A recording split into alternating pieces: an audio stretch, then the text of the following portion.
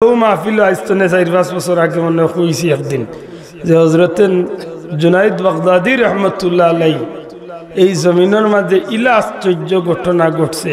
হযরত মালিক দিনার রহমতুল্লাহ আলাইহি ইলা আশ্চর্য ঘটনা ঘটছে। ও আমরা বগুড়ার জমিনে হযরত শাহ সুলতান বলখি রহমতুল্লাহ আলাইহি ইলা আশ্চর্য ঘটনা ঘটছে। ও আমরার বাড়ির সিলেটের হযরত শাহজালাল সাহেবের দ্বারা ইলা আশ্চর্য ঘটনা ঘটছে যে একটা বাহ্যিক দৃষ্টিতে কোনো মানুষে বিশ্বাস করার মতো নাই। বড় পীর আব্দুল কাদের জিলানী সাহেবের দ্বারা ইলা আশ্চর্য ঘটনা ঘটছে। আপনি আশ্চর্য হয়ে যাবা। বাগদাদর বাজারে দিয়ে আটিরা সিদ্ধ ডিম লইয়া বেঠা বইছে। আল্লাহর ওলির মনের ভিতরে একটা কথা আইছিল কিতা বলে এতগুলা সিদ্ধ ডিম যেন মানুষটা বাজারে বিক্রি করে যদি এগুলারে সিদ্ধ না করিয়া বাচ্চা ফুটাইতো কত ভালো হইত। ওখানটা ভিতরে আইছে মুখ দিনা মনের ভিতরে খালি উঠছে। কিতাবর লেখন যে হযরত বড় পীর সাহেবের ই কথারে আল্লাহ কবুল করিয়া সিদ্ধ ডিম ফুটাইয়া বাচ্চাইন ওয়াইয়া আল্লাহর ওলির সামনে বাগদাদর বাজারও খাওয়া শুরু করেছে। প্রশ্ন আইব যে এখান কিলা সম্ভব?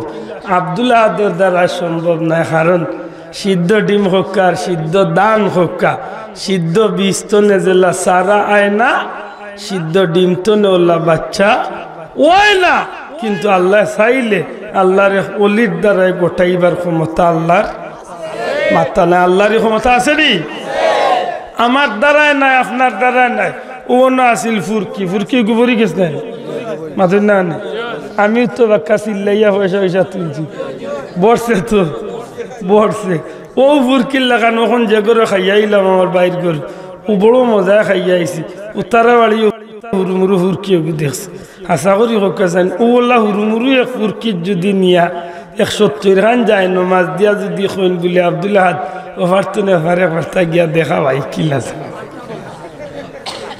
হাসা করি হোকা আব্দুল আহাদে যায় নমাজে খাতির করবই না মামুরিয়া তলে দিল ইয়া টানবো।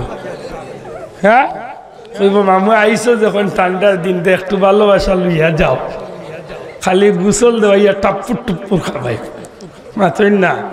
হাসা করি হোকা শাহজালাল সাহেব এই জমিনের সুরমা নদী পার ইসলামী শোনা ভাই এন্ন কষ্ট না হাত তুলিয়া দেখা হোকা ভার ইসলামী জুড়ে হোকা ভার হইসনি না, এটা মিথ্যা ঘটনা না কইলা তো মিথ্যা ঘটনা।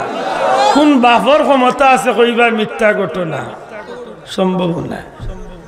সম্ভব না। আমি গেছি আজমির শরীফ আয়না সাগর, আমি দেখছি আয়না সাগরের পানি আমি শুইছি। আমি গেছি মুজাদ্দিদ আল-ফেসানির মাজার সেরহিন শরীফ। একে কলি আল্লাহর ঘটনা দেখলে আপনার চৌকে বিশ্বাস আইতো না যে এরারে দিয়ে আল্লাহ জমিন কিতা কোরআনি লইছে।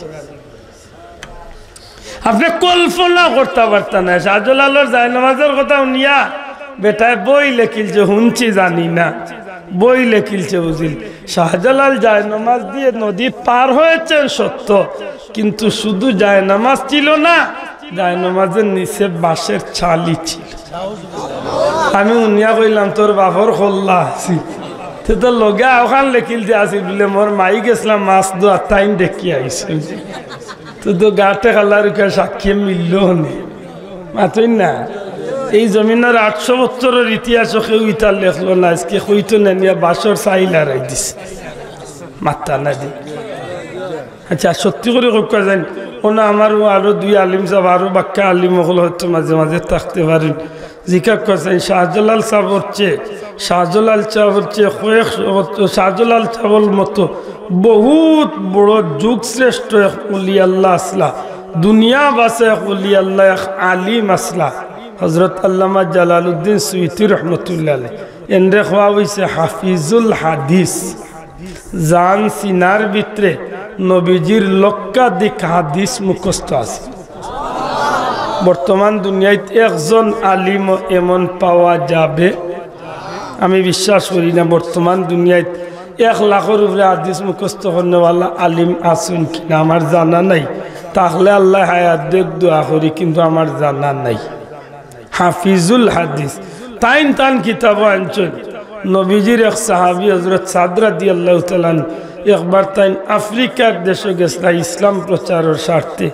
হনো যাওয়ার পথে বিশাল এক নদী পড়ে গেছিল।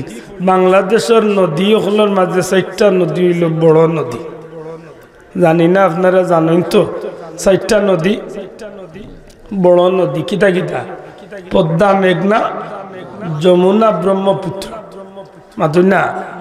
আরো বহুত নদী আছে, কর্ণফুলী, সুরমা, নেওয়া, কিতাগিদি, কুশিয়ারা, আরো বহুত নদী বাংলাদেশে আছে। এটার কোনো নামগন্ধ নাই।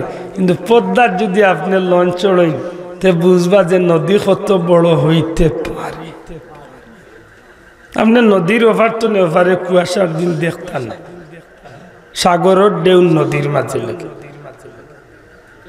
গেছেন নানি বরিশালে ভাই গেলে দেখবেন।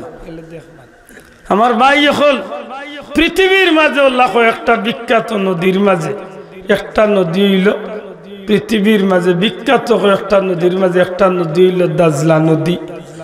এই দাজলা নদীটা বিখ্যাত নদী। এইভাবে আরো কিছু নদী আছে। নীল নদী বিশেষ কারণে বিখ্যাত, ফুরাত নদী বিশেষ কারণে বিখ্যাত। মদিনা মুনাওয়ারাতে হযরত সাইয়েদনা ওমর রাদিয়াল্লাহু তাআলার জমানাত সাদ রাদিয়াল্লাহু তাআলার নেতৃত্বে একটা মুসলমান মুজাহিদ কাফেলারে পাঠাইছেন যে ও দেশে গিয়া ইসলাম প্রচার করে। কিতাব প্রচার করে শাহজালাল সাহেব যে লাইছেন অন্য ইসলাম প্রচার করে। মদিনা শরীফ তো কয়েক শত মাইল জায়গা হাঁটিয়া একেবারে সেই আফ্রিকার খান্দাত একটা নদীর পার গিয়া থামছে।